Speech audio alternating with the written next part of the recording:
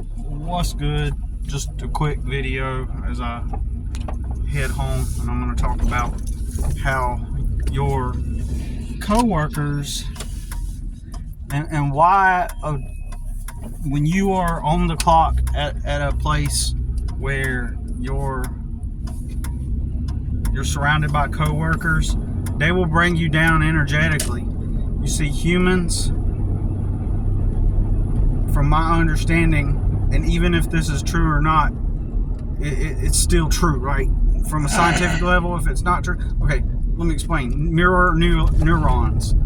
Okay, so when you are around people, however they think and feel, and the energy that they emit, that they put off, just merely at a psychological, physiological level, you're going to be affected by that. Even if you have like a high self-esteem, even if you're a strong-willed type of person, it will have an effect, because your eyes are meeting other people's eyes. You're glancing at each other when you're communicating with each other, when you're talking, when you're sharing stories with people. At an unconscious level, everybody's picking up on everybody's body language, their physiology, and so we have these things called mirror neurons. And even if that's not true, what I'm saying still is true, because regardless of whether or not you have mirror neurons, physiologically and psychologically, you are picking up on other people's behaviors, and it does affect you, even if you are a strong-willed, strong-minded person, right? And so when you are around people that don't have ambition, who don't have goals, who don't have aspirations to achieve anything, which is generally how it is when you're working at a job, when you're working for somebody, all those people around you, they don't have any aspirations for something bigger than themselves, right?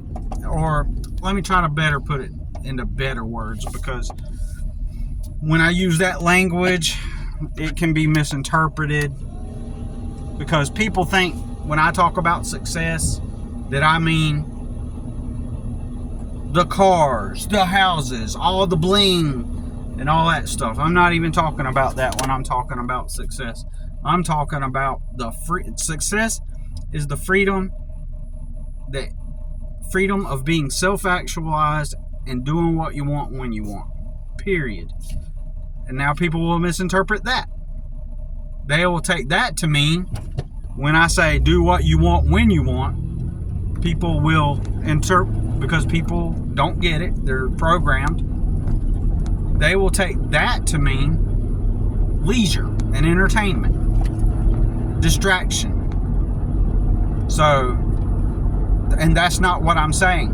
But most people, their immediate response is going to be like, oh, do what you want when you want. Go out to restaurants, go to vacations, buy cars, buy this, have the experiences. So that person's still stuck in an employee mentality and an indoctrinated, modern indoctrinated person's mentality. When I speak of success and material wealth and material gain, same thing. Not even talking about the actual material gain itself. Ultimately, what I'm trying to say is, when you're free, when you do what you want when you want, you are going to want to work. You are going to want to have goals to aspire to and milestones, things to achieve. You're naturally going to want that to improve your life in different ways and to grow, right? So you're self-actualizing, you're free, you're going to end up working, and you're going to end up working more than your coworkers that are clocked in with no ambitions. They don't have any life goals. And then you're going to say to me, well, they do have good life goals. They just want to, they just want to work their job. They're not out here trying to get all this success and whatever kind of bullshit you're trying to talk about. They're not out here trying to have all the nice things and be a millionaire they just want a modest living where, you know, they just want to do their job and have the house and the car, you know, and then, yeah, sure, maybe occasionally go on vacation. They just want a humble, modest life, right? And that's not really the case, right? People don't get what I'm trying to say.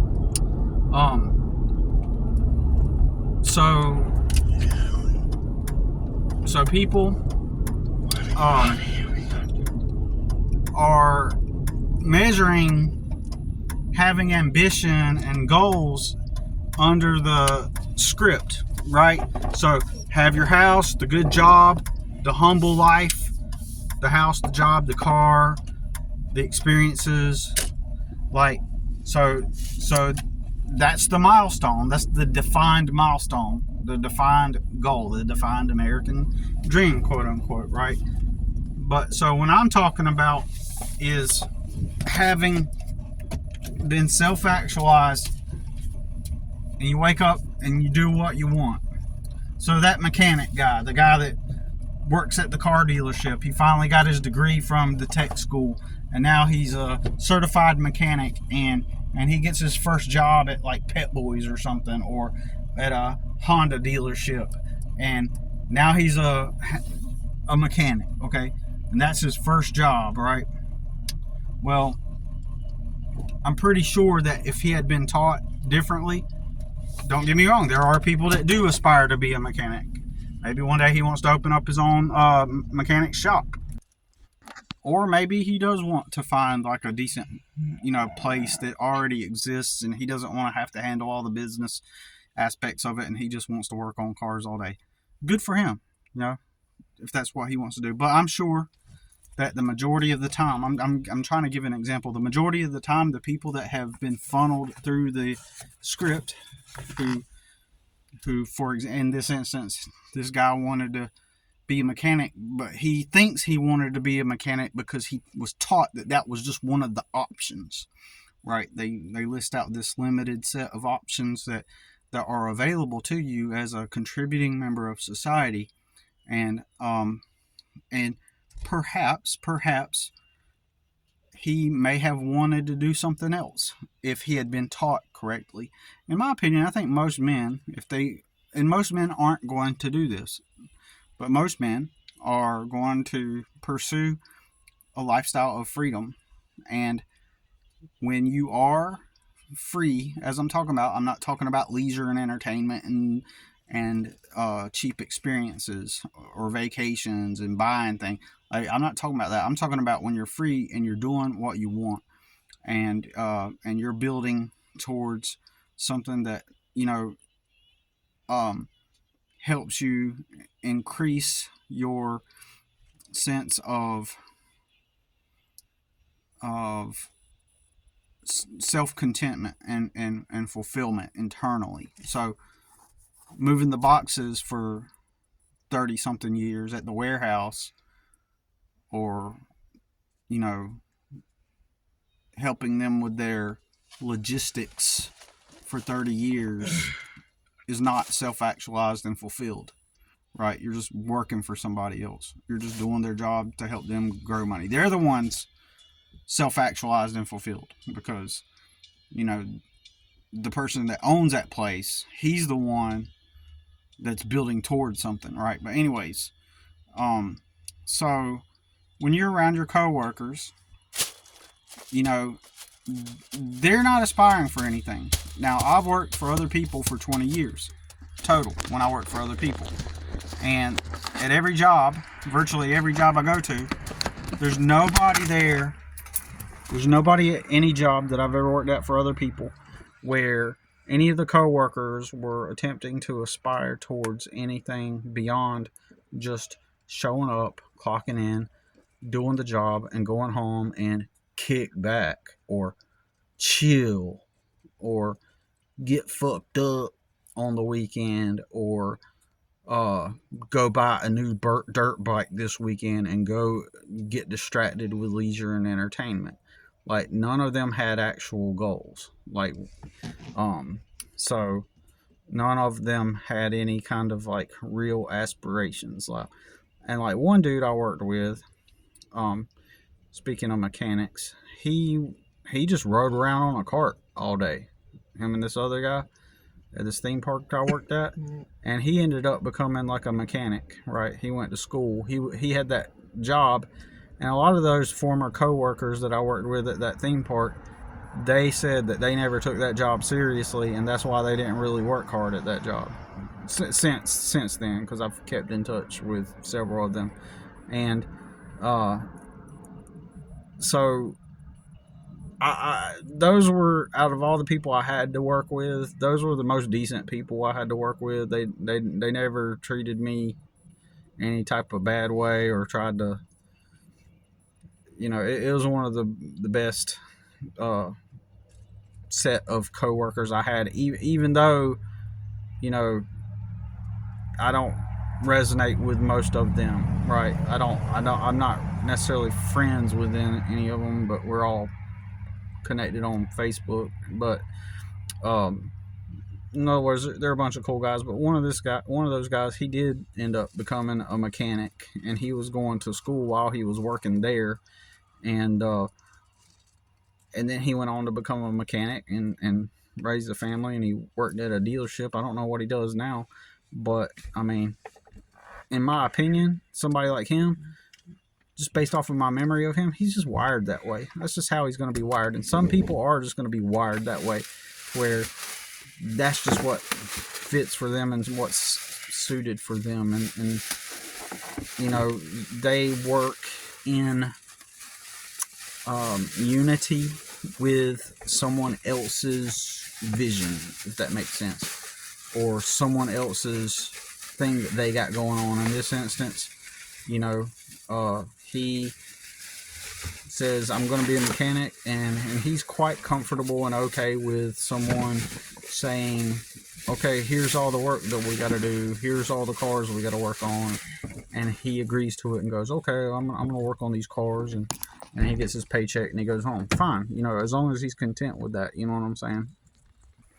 Even then, I would question, if he had been taught how reality works, would he have ventured down that path of applying for, a position at a dealership to work on cars and stuff? Most likely he was told that was a lucrative career. He was told, hey, here's what you can do with your life, and now here are your options that you can do for your life. That's what he was taught, and he picked from the limited options given to him, because that's what he's been taught. He's kind of an outdoors type of guy, kind of a masculine dude, right? And he was a cool dude, so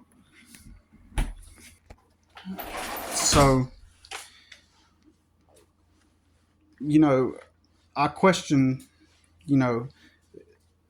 think to myself, if any of my coworkers have been taught different, how would they have, navigated reality? One of the programming, which everybody will say it. If you're a blue collar worker like me and you go into any job and you just mention the idea of starting a business, they are already pre-programmed to say, oh no, we're just the laymen. Just humble yourself. We're just the laymen. Like, we're the guys, like, we have to do the hands-on stuff. Like, all the businesses, like these big companies, and like, it's only special types and only certain types of people are either allowed or blessed with the luck of being allowed to run a business. It's just this, and virtually zero of them know how a business works or how it's even started. All they know is they've been taught, oh no, don't do that. That's risky. They always say that too. It's all risky. It's risky. It's this thing. It's this. Who knows? Oh man, you're gonna get into debt. Oh, they're gonna cut you on them taxes. Oh, it requires all this capital to get started. Oh, you gotta. Oh, it's all kinds of reasons that they're going to throw out you, and because the easy way is to them is to apply at the job. Apply at the job. Just be humble. Get your house. Be humble. Humble yourself. Know your place. Be who you. You know. You don't want to take them risks. But they are working for the people that take the risks. And so people will try to make the argument too, like, well, if you work for one of your peers, and their business goes under, you can, as the employee, you can still just apply for another job. Apply for a job. Like, no one thinks in terms of who am I? What are my gifts? What am I good at? What can I contribute to the world? What kind of value can I bring to the world? You're not taught that. You are taught, hey, here's the job. Here are the jobs. These are the authorities that have the jobs. Pick one, humble yourself. Don't think too much about it. Just get your job, get your first apartment, start saving for a house. Just humble yourself, bro. But the true reality of it is, most of the time, the majority of the time, if you are in any kind of work environment, you don't even have to bring up that you want to work for yourself or do your own thing or be set on a path to personal freedom, right? You don't even have to talk about it. You could just be yourself and pretend that you're one of them. And by doing so, you are...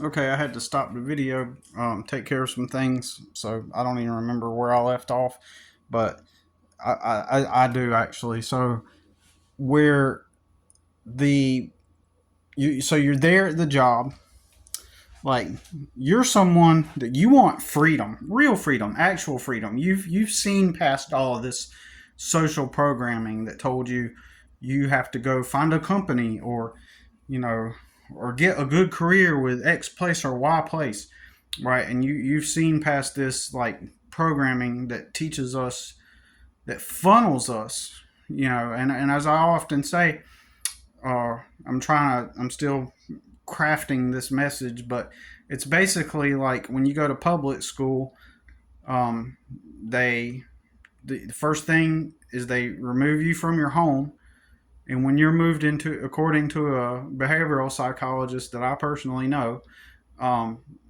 he said you remove a child from their environment and put them around somebody, they're going to look for authority, they're going to look for familiarity, right?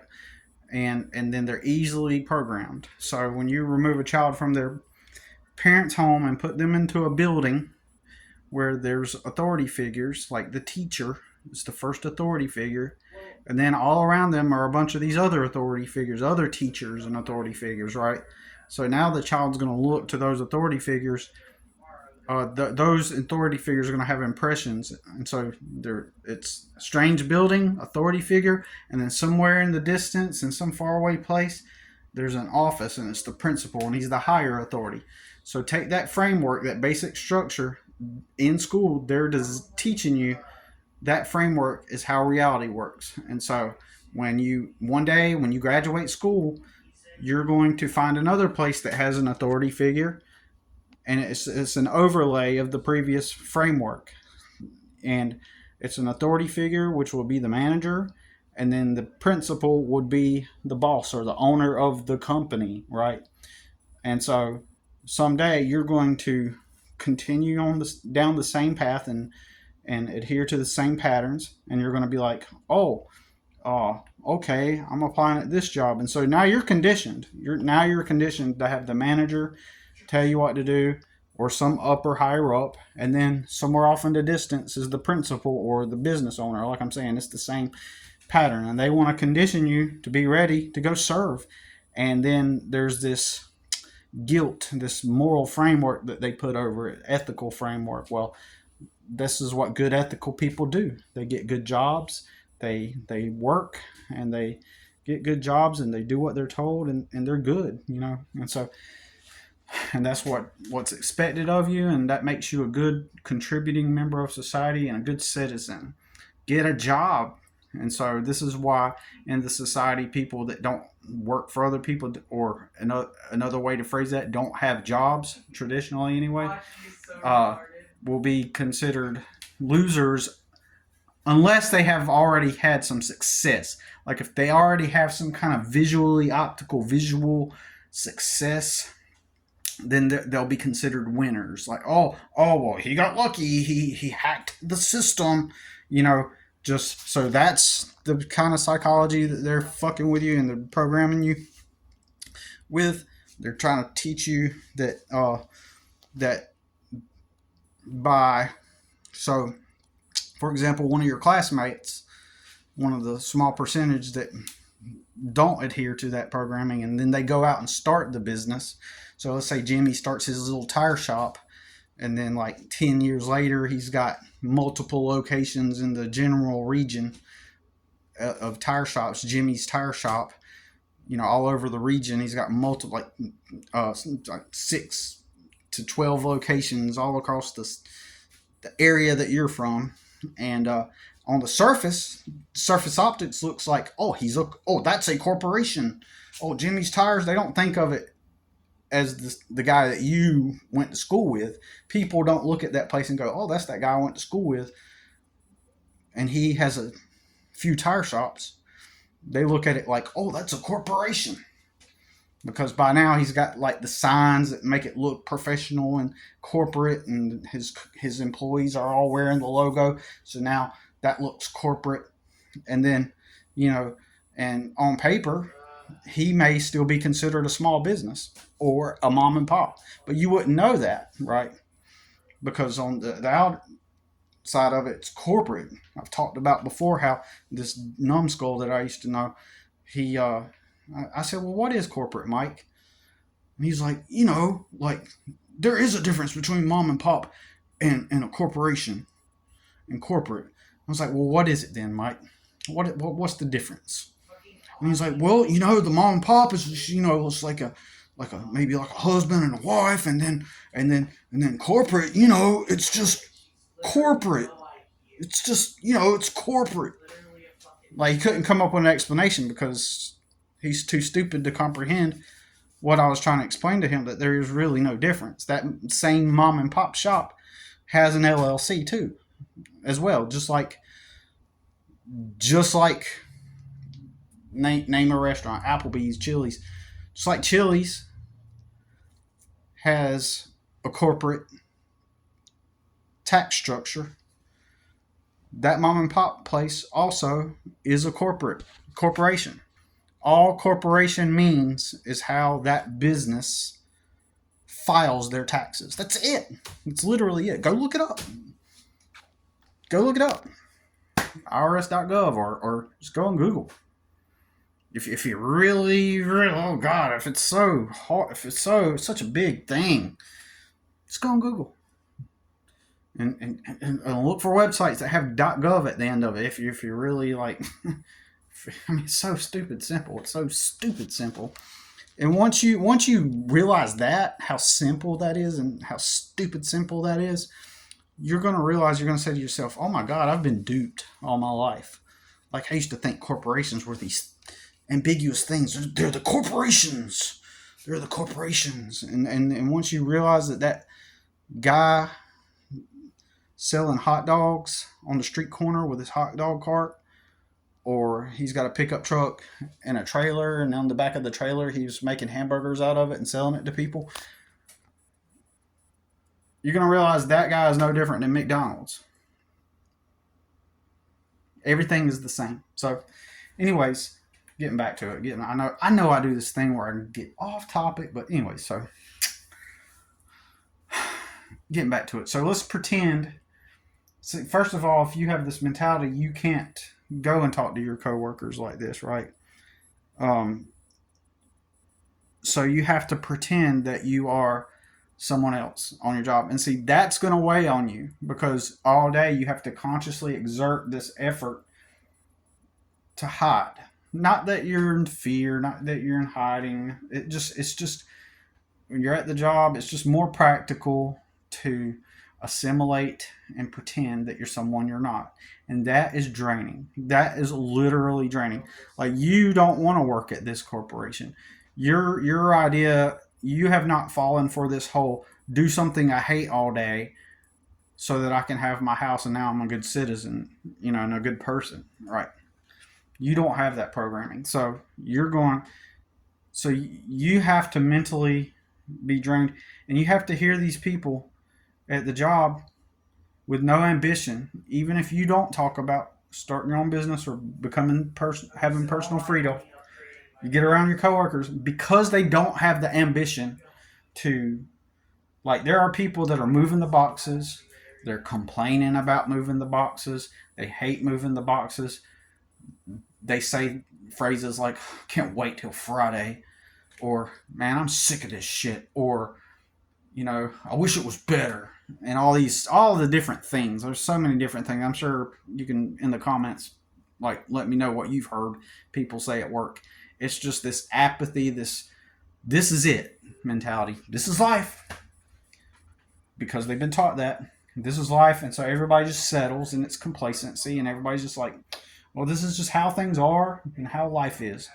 And so, suck it up, just be thankful you got a job.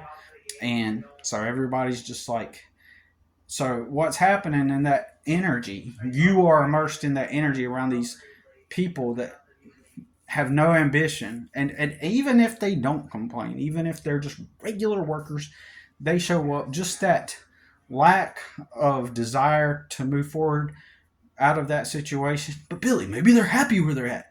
Okay, shut up. The majority are not, and that's been proven. 80% of people hate their jobs or don't like their jobs. 40% out of those 80% hate their jobs, right? So look it up. I mean, year after year after year, there's all kinds of studies that have been done for decades now, asking people what do they think about their jobs and do they like it, blah, blah, blah. And most people, they just show up because, it's just what you gotta do, right? And it makes you a responsible, good kiddo, right? And so, even, for example, the warehouse manager that was my warehouse manager at the paint store, when I worked at the warehouse for 2 years, at a paint warehouse for 2 years, even him, just being, he didn't bring any kind of negativity, but just that complacent mentality of, yep, I'm here at my job. This is just work. You just got to work in life. And this is work. And work is, the moral, ethical duty. It's just work. I didn't get my job as a park ranger like I wanted, what I went to 4 years of school for, but, I like it here. And I like helping the guy that owns this company. I love making him that, I love receiving my humble salary and as the warehouse manager, and making the owner that started this warehouse, the guy that in Atlanta that started this warehouse, I enjoy helping him reach his annual goal this year of $4 million in sales, and that's what I love. I love making him rich, and him paying me a salary so that I can have a humble life and live in my cul-de-sac with my wife and raise my kids, and and just that is an NPC. That dude is an NPC, and don't get me wrong, maybe he does like where he's at. He is just one of those people that's just going to be wired that way. Good for him, But here's the thing: like, if you aren't wired that way, it's going to be hell for you. It's going to feel like slavery. Like, you have no interest in the new sandpaper product line 3M just put out, But somebody like that, he'll be like, oh, 3M just put out this new product line. And the guy has never painted cars, was never interested in painting cars, was never curious about painting cars. It was just a job that he found, and he applied for it, right? But you got to put on that character and that act. But then, again, the majority of people hate where they work or don't like where they work, and then they hate. And so their mirror neurons, we're going to just assume that mirror neurons are real. The impressions that they give, the look in their eyes when you're interacting with them, even if it's just regarding work. Like, okay, look, Jessica, I got these 10 orders that need to be pulled. And so, we need to make sure that we get those done because, we got a big order coming in for from PPG on the truck, and it's going to be in around 3:00. So we got to start unloading that truck, and so we need to go ahead and get these orders pulled and get the delivery van loaded up so that we can get these orders over to get them prepped and loaded in the van, and because we want to get out of here by 5. But we need to get these orders picked so that when that truck gets here, we want to be able to already have that done so that we don't have to stress about it, and then we could unload the products off the trailer when it gets here, and we won't have to be stressed about picking orders for tomorrow's deliveries. Oh man, what a life! I mean, didn't you wake up today? Tell me, don't lie. Tell me you didn't wake up today wishing that was what you did every day, and that's and that was your life ambition, to be able to pick them orders to send out for delivery before the truck arrived at 3:00 so that you can unload it. But that's just life, Billy. That's just how things are. A responsible adult. Bullshit. You're just bullshitting me. Right? You can make up excuses about like it being responsible. It's being the responsible thing to do, Billy. Moving the boxes and making the boss. I remember going into that conference room and the district manager was like,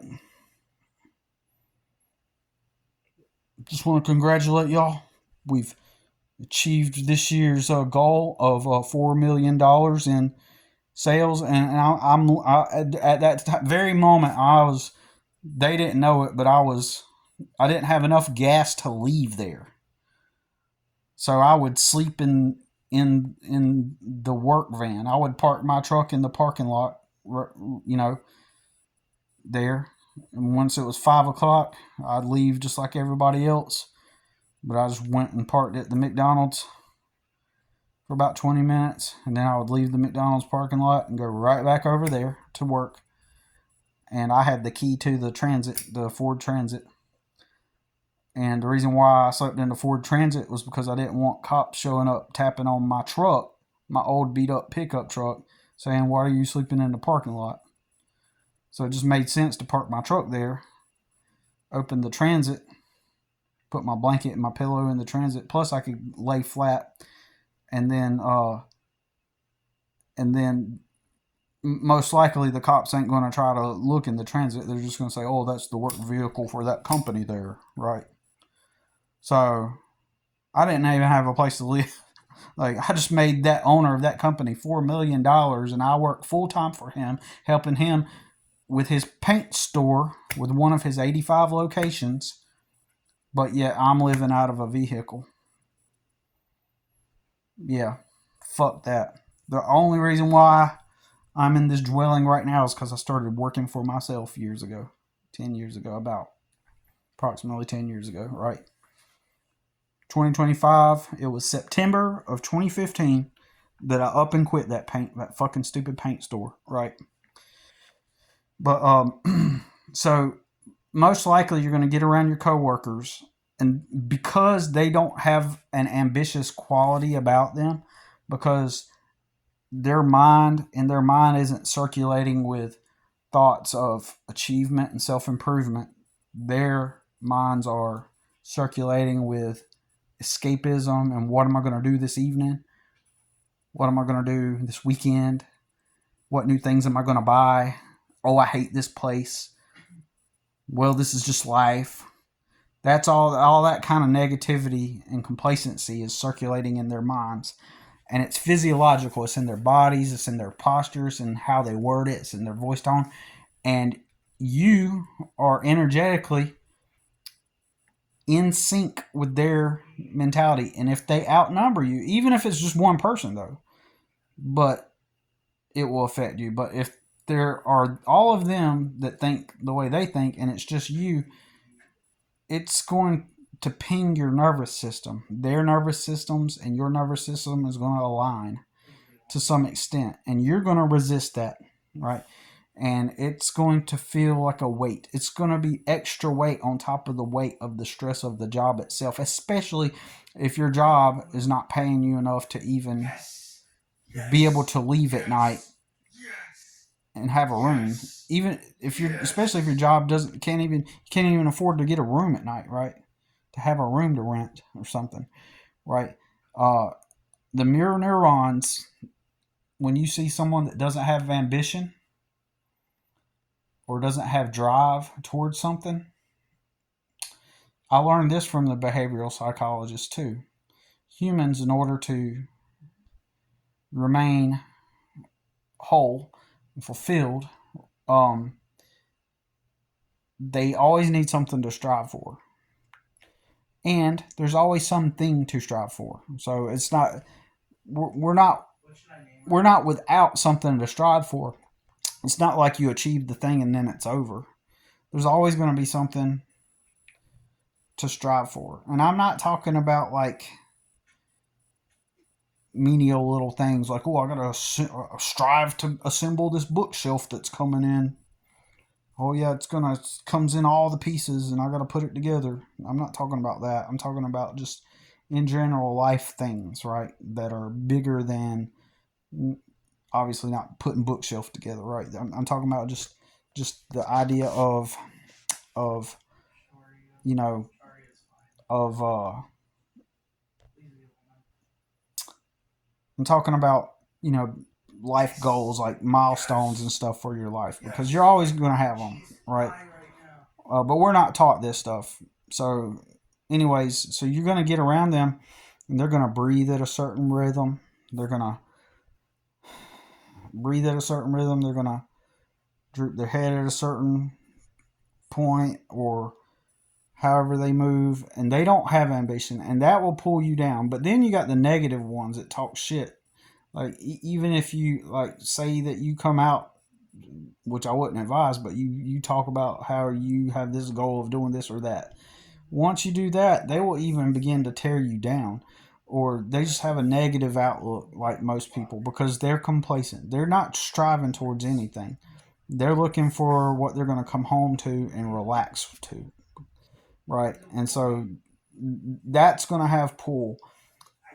They're going to, once they become aware of any kind of inkling that you might want to do your own thing, they will begin the campaigns to make it harder on you. I follow this guy called T's Lawn Maintenance, right, here on YouTube, and he's full time. He went full time this year into his own lawn maintenance business with landscaping maintenance, and so he was a truck driver, and he did his business for several years part time while he drove for the trucking company full time. And one day, like I think from my understanding, he kept it low key, like he didn't really tell anybody what he was doing on the side. But one day he had to have this lawn done by a certain afternoon, and he ended up having to bring his whole setup to his full-time job. Like, that morning he had to pull his truck, put the trailer to the, hook up all of his lawn equipment with all of his business name on it and stuff. And after that, because he was documenting this, like his word got around that he thinks he's going to do his lawn maintenance business kind of thing. Suddenly the managers started giving him like shit. They started like giving him a hard time. They started trying to schedule him on days where, if I remember correctly, like on days where like it would make it difficult for him to go do his lawn maintenance business, because employees hate people that are trying to be free. Crabs in a bucket. But let me just really make emphasis on that. They don't like for others to pursue freedom. Now, you would think if people that are just employed by the company, if they were legitimately content within and happy with themselves, they would applaud that kind of endeavor. But no, and that's evidence, and that's kind of evidence and proof that most people aren't happy, and they aren't happy with where they're at, because if they truly were, they would be praising him and be like, oh, hey, man, good luck with that. That sounds cool. I wish I could do something like that. Or just anything like that, right? Any kind of positive feedback. But instead, those managers, for example, in that instance, those managers, they see that guy pull up in that lawn maintenance truck, and you know what they see? They see someone who has ambition, something that they don't. In the back of their minds, or even in the front of their minds, they know that they don't have the ambition to do something, and that they're complacent. They know that they would never step outside of their programming, whether it be fear of what people would think, or fear of what people would, assume, conclude, fear of failure and what everybody would think if I failed. Ooh, like that's what those managers and that T's lawn maintenance tank, he's like, I'm going to work for myself, because he wanted to spend more, he wanted to be free, he wanted to make, more time for his family, he wanted to have like a sense of accomplishment and actual ambition in his life. So he chose to go down that path and open his own business. And now, in his circumstance, he had a good paying job that allowed him the freedom and flexibility to have his business on the side part time. He had that freedom and flexibility. Unlike me, where when I was working for other people, I was never ever paid for 20 years enough to afford my own place, ever. I never made enough money. Not one job working for somebody else did I ever earn a quantity that would enable me to even rent a room from somebody. And everybody's situation is different. So here I am sleeping. And someone like me having a full time job is more parasitic. It was more parasitic, the company leeching off of my energy, where I'm providing work for virtually nothing and I get no reward for the work. So the company becomes parasitic, and companies will also become parasitic, especially if they know that you want to do something on your own, because now you're not in alignment with the momentum of their vision and their goals, right? So then, they want to suck you in and pull you in, and it's the energy. The job itself becomes an energetic vampire. And so I realized at some point, that all the jobs that I worked for, or the jobs that I had rather at these places, they all were parasitic for me, because they never rendered me any extra money. I couldn't even afford a room. So it was just me contributing to all the jobs, but those jobs never contributed to me anything other than just enough money to return back to the job all the time. So everybody's situation is different. So I had to up and quit in order to free myself up to have the flexibility to build up a customer base. So I had to do that, so, but when you are around people, whether it be coworkers, family, friends, people that don't share a similar, they don't have a sense of ambition or pursuing any kind of anything beyond a complacent life, they are going to pull you down, and it can be overt, or they directly attack what you're trying to do, but most of the time it's more like this subtle, covert thing. They'll talk amongst themselves. They'll try to find what's wrong with you. They'll point out your flaws. They'll point out your failures. Like in my case, for example, people say, "Oh, you work for yourself, but you can't even afford your own property. You don't even make enough to, you still got a shitty beat up truck. You don't have your own place. Like, you have to rent this place from some lady and get a deal, cut a deal. And so, through a deal. And so, like, all that stuff is like, um, really, uh, you know, this is why I don't talk to people about, like this YouTube channel is like the where I talk about this the most. I post a little bit about it on my personal Facebook, but when I talk about all this stuff right here, like, I don't go on. I talk about this the most here, because you don't want to, knowing that you live in a world of people that are just kind of like hanging out, they're complacent, and you will feel the pull of their energy because they don't like people to succeed. They don't want others. They want you to do good, just not better than them. They want you to stay humble, stay at the level, be appropriate, be who you are. And if people have known you for years, they expect you to remain who you've always been. They're afraid of your success, that you might outshine them, and that's not even your goal. You're not even trying to you're just trying to be free. You're just trying to be free. But in their heads, it's like, oh, you're trying to do all these things and shine and impress, and they're projecting onto you and shit, and it's just so lame. Anyways, yeah. So, but when you get around them, it's like they'll do subtle jabs, or what? How would you say it?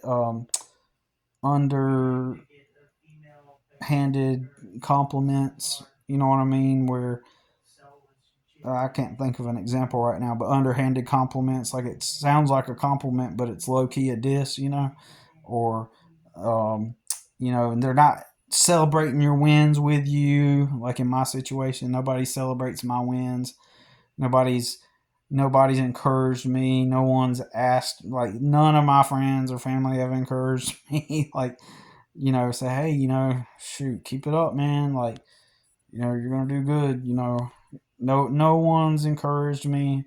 It's more like people kind of just like passively, just like watch me struggle or watch me fail, uh and in my opinion, some of them low key hope that something bad happens to me so that they can, get that relief, knowing that I did. And I don't know, you get what I'm saying. But anyways, I've had a lot of struggle, and so but I keep my head up. Yeah, I get punched a lot in the face, right?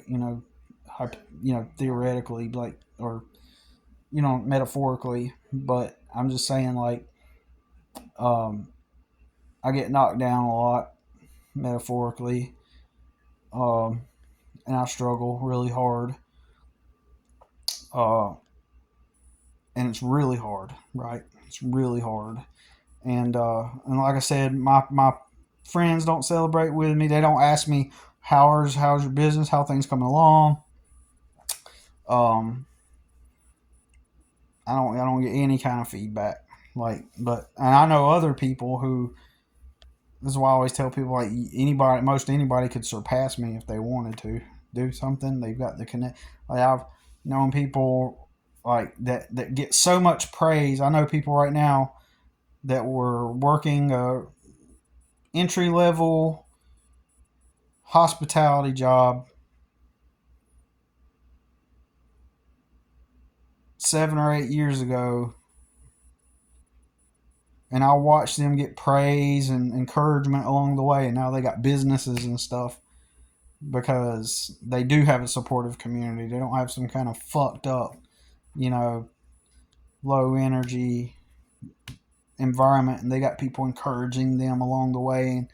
And and I've witnessed it and observed it, right? And it's like that person has all the access to all the stuff and encouragement, and it's like I get beat down, no encouragement, not just no encouragement, but beat down, you know what I mean, by people, like, and neglected, and like people celebrate their wins, and they'll post a Facebook post and they get like hundreds of likes, and then like, me nothing, so, but that's also because they're born into a situation where it's just kind of falls into their lap also. So everybody's situation is different, but it's funny how everybody,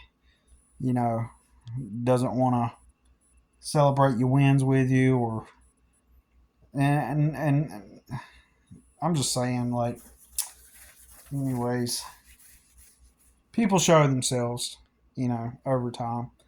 But they hate for you to win, and they hate for Billy specifically. Poor ass Billy to win. They'd hate that. Billy needs to lose. Fuck them. You know what I'm saying? But anyways, all right. That's all I gotta say about it right now. Time to go to sleep.